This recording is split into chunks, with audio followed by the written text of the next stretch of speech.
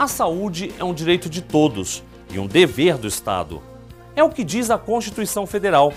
Mas e quando a lei não é cumprida? O que o cidadão deve fazer? Eu entendo que a resposta da justiça tem que ser dura nesses casos, porque nós estamos lidando com um bem maior tutelado pela nossa Constituição Federal, que é a vida. E se os tratamentos médicos ou remédios que podem salvar vidas deixam de ser fornecidos? Aí a corrida é contra o tempo. Será que aquele caso realmente é tão grave, tão urgente? Será que pode esperar? Pode esperar quanto tempo? Pode esperar um mês? Pode esperar um dia, 24 horas? E você vai conhecer a história da pequena Anne. Uma doença rara levou os pais da menina a travarem uma verdadeira batalha para garantir a entrada de um medicamento proibido no Brasil. Vamos trazer? Vamos. É ilegal. Vamos trazer assim mesmo. Saúde é o tema do Justiça para Todos de hoje, que está só começando. Então, não saia daí.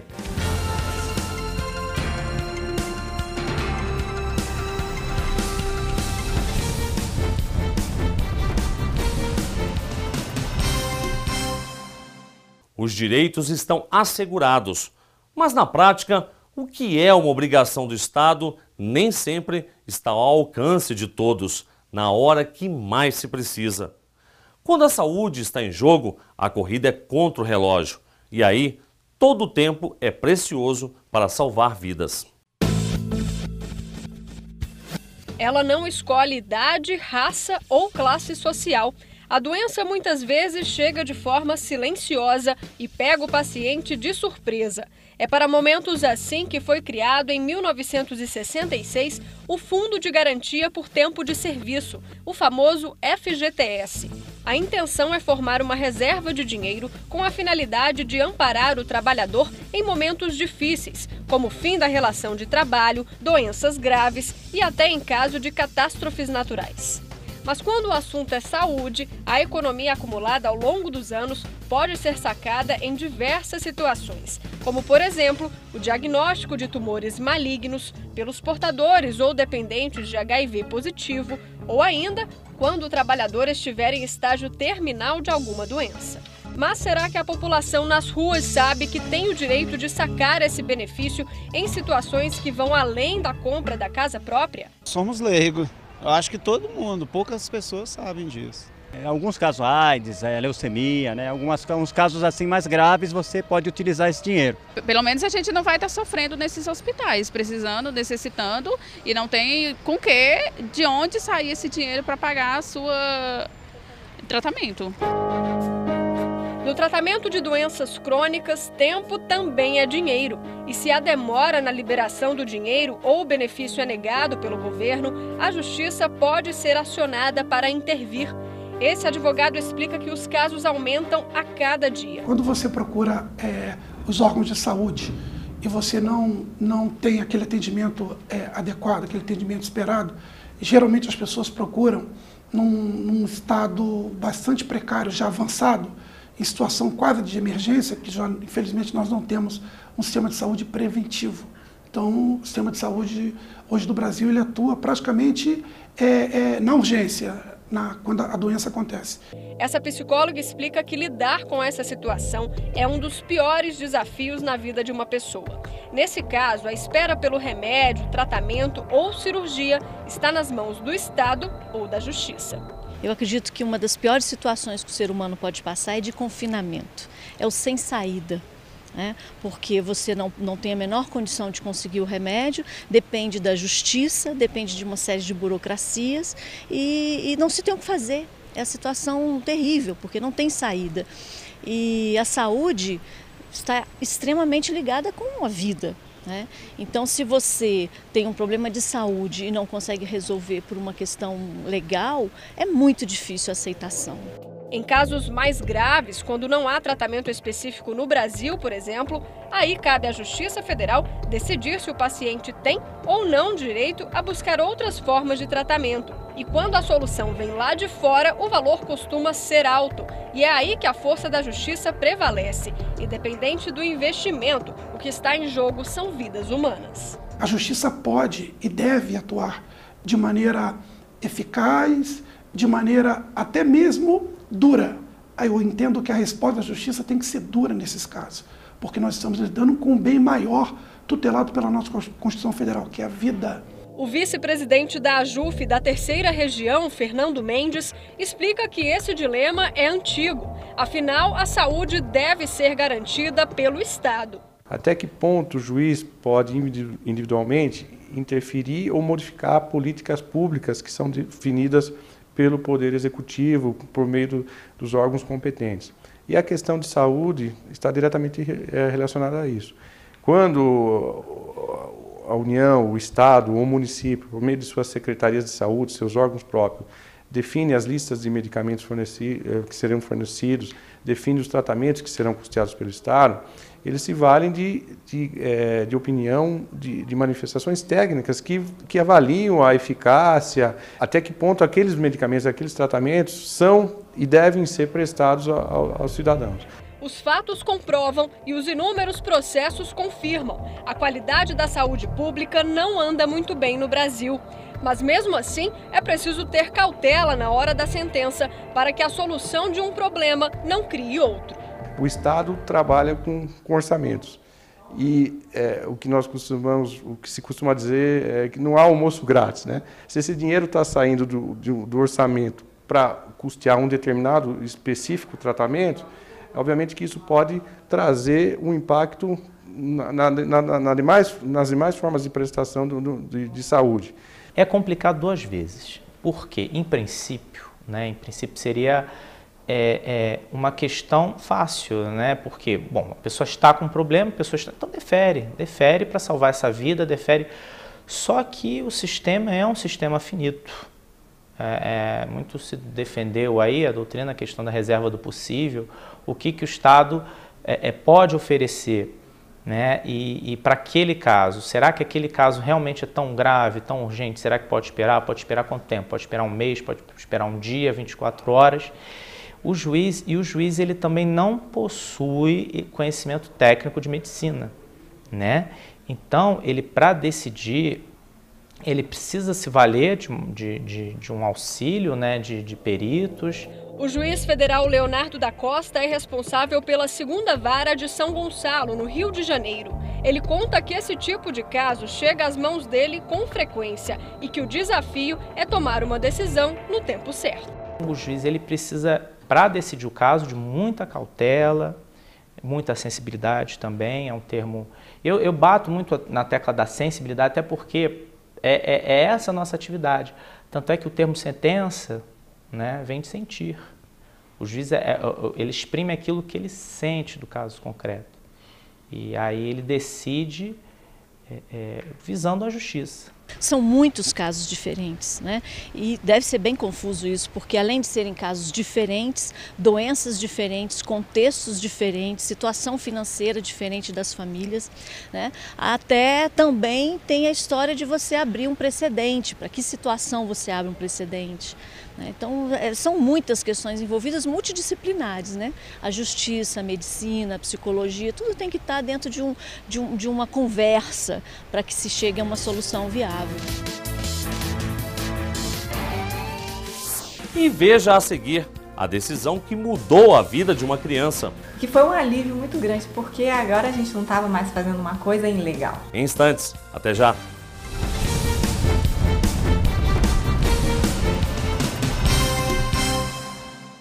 Que beleza de casa, hein, Priscila? Regina, nós conseguimos. Mas você sabe o que tá faltando? Bem. Tá faltando isso aqui, ó. O cartão Minha Casa Melhor. Com esse cartão aqui, você pode comprar até R$5.000 de imóveis, eletrodomésticos. Depois você vai pagando um pouquinho cada mês. Se você também conquistou a sua casa pelo Minha Casa Minha Vida do governo federal, liga pra esse número aqui, pede logo o seu cartão. Minha Casa Melhor. Mudança de casa, mudança de vida.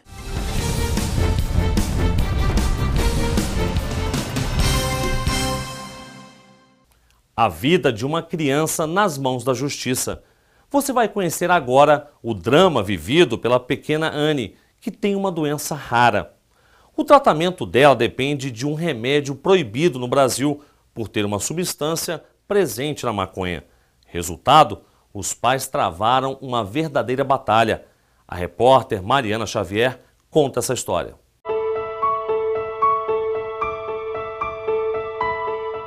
a família abriu as portas de casa para a nossa equipe e nos recebeu com bom humor e muito carisma. Para entender a realidade de Anne, foi preciso passar algumas horas ao lado dela, a segunda filha do casal. A gestação tranquila e o parto normal não indicavam qualquer sinal de doença. Eles disseram que ela nasceu com uma infecção intrauterina, pelo fato de eu ter entrado em trabalho de parto muito cedo. Mas nada que fosse de apavorar, nada não. Então ela foi para casa e aí com 45 dias ela deu a primeira convulsão. Depois disso, a vida mudou completamente e exigiu dedicação exclusiva da mãe. As convulsões eram cada vez mais comuns e nenhum remédio adiantava. Em épocas ruins, ela chegava a ter uma crise a cada 2 horas. E no caso da Anne, as crises são generalizadas, elas englobam o cérebro inteiro. Nada segura uma convulsão. O que você tem que fazer é esperar passar e proteger a pessoa para ela não bater a cabeça, não se machucar, virar de lado, porque a Anne vomitava muito. Os pais não imaginavam qual doença provocava tantos sintomas na filha. Só aos 4 anos de idade, um médico chegou ao diagnóstico certo. Anne é portadora da síndrome CDKL5, uma alteração genética que resulta em convulsões precoces e dificuldade psicomotora. Aí nós chegamos em casa, que eu fui ver do que era que ele estava falando, o que era CDKL5. Fomos ler as características da síndrome e era tudo que a Anne tinha. Nós ficamos muito felizes por saber o que ela tinha, por ter um diagnóstico, mas muito tristes em saber do que se tratava, por saber que não tinha cura. Os médicos tentaram de tudo, até uma cirurgia para implantação de um dispositivo que estimula as reações da criança. Submetemos ela a uma cirurgia chamada VNS, que é um aparelho, como se fosse um marca-passo, coloca aqui no peito e ele sobe o eletrodo no nervo vago e tenta controlar ali a atividade cerebral. Melhorou um pouco, mas mesmo com o VNS, os anticonvulsivos que ela já tomava, ela ainda tinha de 60 a 80 crises por semana. Mas foi na internet que os pais encontraram apoio e famílias ao redor do mundo que enfrentavam o mesmo problema. Até que um pai norte-americano começou a tratar a filha com canabidiol, uma das mais de 400 substâncias presentes na maconha, com uso permitido em solo americano. O remédio fez efeito e Noberto e Catiele enxergaram nesse tratamento uma esperança para Anne. Aí a gente tomou um choque assim, né? É da maconha. Aí a gente colocou o preconceito de lado e fomos estudar para ver do que se tratava. Vimos que não é nenhum bicho de 7 cabeças, a criança não vai ficar doidona, não contém THC, né? E aí a gente conversou bastante, vamos trazer? Vamos. É ilegal, vamos trazer assim mesmo. O remédio foi enviado dos Estados Unidos, mesmo sendo ilegal no Brasil. As doses do canabidiol, que não causa qualquer alucinação ou dependência, melhoraram significativamente o quadro de saúde de Anne. Antes do medicamento, ela chegava a ter 60 convulsões por semana. Os quadradinhos alaranjados mostram como era o dia a dia desses pais. E depois de alguns meses, olha aí, parecia milagre. A página que registrava o sofrimento diário da família ficou praticamente em branco. Logo na primeira semana que a gente deu, as crises reduziram. Então assim, a gente ficou na dúvida, né? Será que é o remédio? Será que é o produto?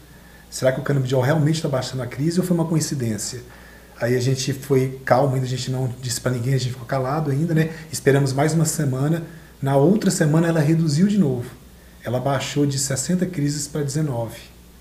Então assim, a gente até se assustou no primeiro momento e quando a gente continuou dando, na 9ª semana, não tinha mais dúvidas, porque ela tinha zerado as crises. Ou seja, ela ficou a semana toda sem nenhuma crise. Era de fato o canabidiol fazendo efeito. Mas a tranquilidade durou pouco. Alguns meses depois, o canabidiol foi retido na alfândega e veio o comunicado da Anvisa pedindo explicações sobre a compra da substância ilegal. A Anvisa nos mandou um telegrama para que a gente se justificasse de o que era o produto, quem era o fabricante, por que a gente estava trazendo para o país aquele produto. Aí foi a gota d'água, né? Então nós entramos com uma liminar judicial para garantir que a Anne tivesse acesso à medicação. O uso do canabidiol para fins medicinais já era pesquisado pela Universidade de São Paulo há mais de 20 anos e serviu como prova na hora de procurar a justiça e tentar legalizar o processo. A partir daí, a vida da Anne dependia da decisão do juiz, que felizmente liberou a importação do medicamento e salvou a vida dela. Nesse caso, o juiz, ele, na hora de examinar uma demanda dessa, uma demanda que é uma demanda difícil, é um caso difícil, ele tem que estar atento aí ao direito fundamental à vida da pessoa. Não é uma questão fácil, ainda que pareça à primeira vez. Não, vamos salvar a vida da pessoa. Parece uma questão fácil numa primeira análise, mas não é, porque o juiz ele tem que certificar que realmente aquilo é a última opção. E o juiz julgou e nos deu o parecer favorável. Eu liguei para o Fischer, ele começou a gritar, ele estava no meio de uma reunião. Foi uma coisa muito horrível, porque eu estava em reunião séria, né, com várias pessoas, e eu dentro da reunião, o telefone tocou e a Catiele falou baixinho, eu falei assim, estou em reunião. Ela assim, só para saber, saiu o resultado do juiz, o juiz deu ganho favorável para a gente. Aí eu, então tá, desliguei, aí eu olhei para um lado, depois fui correndo pro banheiro chorar. Que foi um alívio muito grande, porque agora a gente não estava mais fazendo uma coisa ilegal. Anne precisa tomar o canabidiol 2 vezes por dia. O medicamento, além de não ser barato, ainda é taxado quando chega ao Brasil. A família gasta em média R$500 por mês para seguir com o tratamento. E luta agora para que a substância que salvou a vida de Anne entre para a lista de remédios controlados e não de entorpecentes, como regula a Anvisa. Quando nós começamos a dar o canabidiol para ela, a primeira vez que ela chorou, foi uma cena muito engraçada, que era a Anne na sala, chorando, no colchão, eu e a Catiele e a Júlia em volta, pulando, feliz da vida, que ela estava chorando. Então assim, a bichinha chorando lá, possivelmente com dor, e a gente comemorando, fazendo festa, que ela estava... Era uma reação. Ela estava se comunicando com o mundo.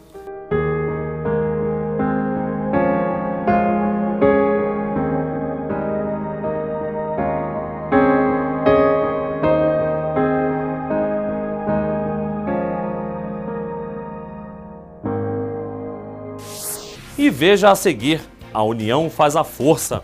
Um trabalho para ajudar quem precisa de tratamento especial. Quando a gente chega aqui, recebe a gente com carinho, dá logo um abraço. Nossa, você pode vir caída, né? Quando chegar aqui, você se levanta. Em instantes, até já.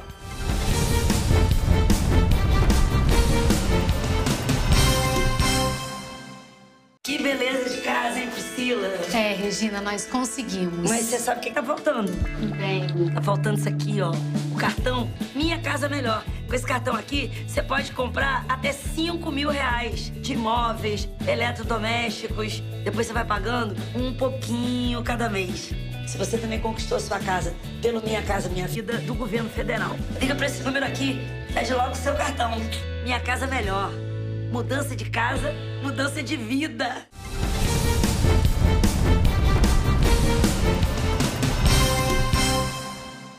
O diagnóstico de uma doença grave atinge não só o paciente, como também a família dele. A partir daí, tudo muda na rotina de quem convive de perto com a luta pela vida. Apoio, isso sim faz a diferença. E ele pode vir de várias formas. Tem gente que se dedica a essa missão. É difícil, mas é gratificante, porque no difícil você vê a luz, você vê a esperança, você vê o quanto você consegue animar aquelas mulheres, aqueles homens que chegam aqui arrasados. Então, assim, é um difícil fácil. Débora não esconde a satisfação de trabalhar ajudando o próximo. A assistente social coordena a Associação Brasileira de Assistência às Pessoas com Câncer. Toda semana ela recebe vários pacientes com esse difícil diagnóstico. O perfil hoje das pessoas atendidas aqui na Abrapec são a maioria mulheres, a maioria câncer de mama, a maioria residem na Ceilândia. Depois vem câncer do colo do útero, acompanhado de próstata. A associação vive de doações e consegue ajudar por mês mais de 180 pessoas que sofrem com a doença.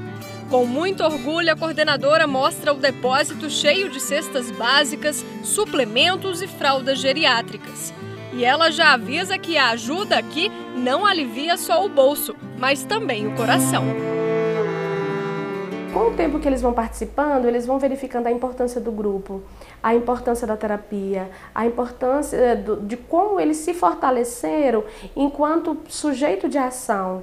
Porque o que é um profissional na vida do usuário? Ele é apenas um indicador. Ele indica o papel e indica a caneta, mas quem vai escrever sua história é você mesmo. Dona Valmira que o diga, há 6 anos curada de um câncer na tireoide, não deixa de frequentar a associação. Hoje ela veio para terapia e confessa que ainda precisa do apoio dos voluntários. Quando a gente chega aqui, recebe a gente com carinho, dá logo um abraço. Nossa, você pode vir caída, né? Quando chegar aqui você se levanta.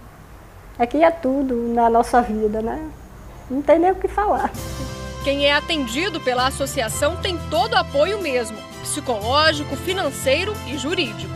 E eles também fazem aquela troca de informação. Você sabia que você tem direito a passe livre, a benefício? Vão procurar seus direitos, porque às vezes as pessoas assim, primeiro, saber que tem câncer já não é fácil. Ao primeiro momento você fica achando que vai morrer. Você nem vai procurar seus direitos. E quando chega aqui a gente começa, olha, você tem direito a isso, começa a orientar, encaminha para advogado. O amparo jurídico é feito por um advogado voluntário que presta esse serviço de 15 em 15 dias. Afinal, alguns medicamentos usados no combate ao câncer são muito caros e a associação não tem condições de comprar. O caminho nessas horas é a justiça. Um medicamento de um senhor que tem câncer de próstata e ele trouxe, a esposa dele também tem câncer de mama, também é atendida aqui, e aí ela trouxe essa receita do esposo porque ela é atendida aqui na Abrapec há uns 4 anos e a gente sempre conseguiu comprar os medicamentos dela, então ela trouxe a do esposo na mesma esperança, e a gente também, só que quando a gente foi fazer o levantamento do preço do medicamento era R$200 mil, aí eu não, esse aqui é um caso por advogado, para que ele entre com a ação, acione a justiça, porque é inviável. Até porque não é um medicamento que ele vai tomar, não. É um medicamento que ele vai tomar todos os meses e que custa R$200 mil. Então foi assim, esse é do advogado, né? E como é que se deu nesse caso? Conseguiu. Como é que foi conseguiu. Isso, ele entrou com a ação e foi rapidinho.